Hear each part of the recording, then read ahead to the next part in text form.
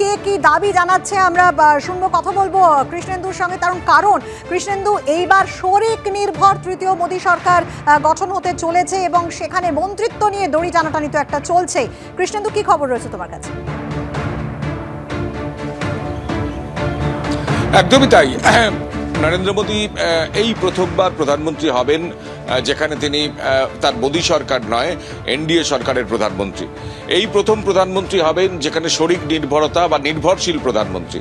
ঠিক সেদিক থেকেই তার একটা ইঙ্গিত আজকে দেশের রাজনীতিতে শুরু হয়ে গেছে। আজকেই রাষ্ট্রপতির কাছে এনডিএর প্রতিনিধি দল তারা যাবেন, প্রধানমন্ত্রী থাকবেন, সেখানে নীতিশ কুমার থাকবেন, চন্দ্রবাবু নাইডু থাকবেন, একনাথ শিন্ডে থাকবেন।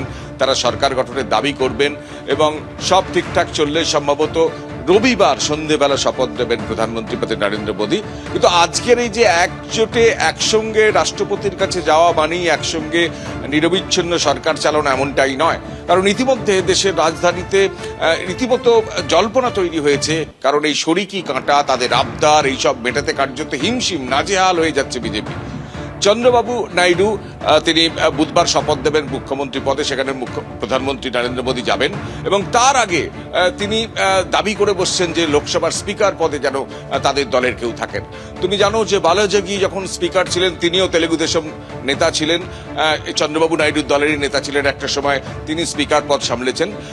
এদিকে চন্দ্রবাবু নাইডুর পাশে যে নীতিশ কুমার, তিনি বিহারের মুখ্যমন্ত্রী, তিনি একটা সময় একাধিকবার রেল মন্ত্রক সামলেছেন। সুতরাং তার দাবি হচ্ছে রেল মন্ত্রক।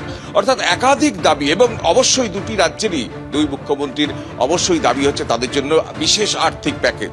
এই যে নানা আবদার, আজকে প্রধানমন্ত্রী পদে শপথ নেওয়ার আগেই, রাষ্ট্রপতির কাছে যাওয়ার আগেই যেভাবে শরিকি দ্বন্দ্ব, শরিকি আবদার সামলাতে হচ্ছে বিজেপিকে, বিশেষত নরেন্দ্র মোদীকে, সেটা কার্যত নজিরবিহীন।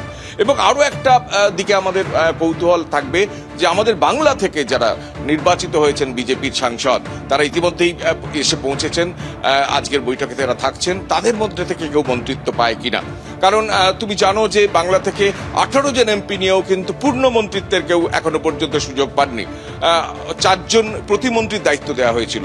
তাহলে সেক্ষেত্রে কি এই যে 12 নেমে এসছে বিজেপি সাংসদরা, সেই জায়গা থেকে কোনো পূর্ণমন্ত্রী রাজ্যের বাংলা থেকে পাবেন বা কেউ হবেন?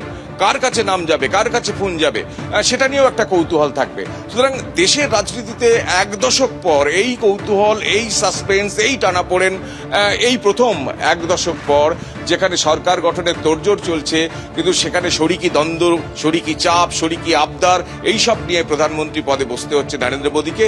এবং পাশাপাশি বাংলা থেকে কারা কারা মন্ত্রী হবেন, কাদের কাছে ফোন যাবে, সেটা নিয়েও একটা কৌতূহল থাকবে। এরই মধ্যে আজকে বিকেলের মধ্যে স্পষ্ট হয়ে যাবে নরেন্দ্র মোদী এবং চন্দ্রবাবু নাইডু এবং নীতিশ কুমার, একনাথ শিন্ডে তারা রাষ্ট্রপতির কাছে যাবেন, রাষ্ট্রপতির কাছে দাবি জানাবেন সরকার গঠনের। কারণ তাদের কাছে ম্যাজিক ফিগার আছে সরকার গঠনের। এবং এই যে শরিকি চাপ, কে কি চাইছে, সেই চাওয়াটা কতটা পূরণ করতে পারবে নরেন্দ্র মোদী এবং বিজেপি, অবশ্যই সেদিকে আমাদের নজর থাকবে। আপাতত দুজনকেই ধন্যবাদ জানাচ্ছি।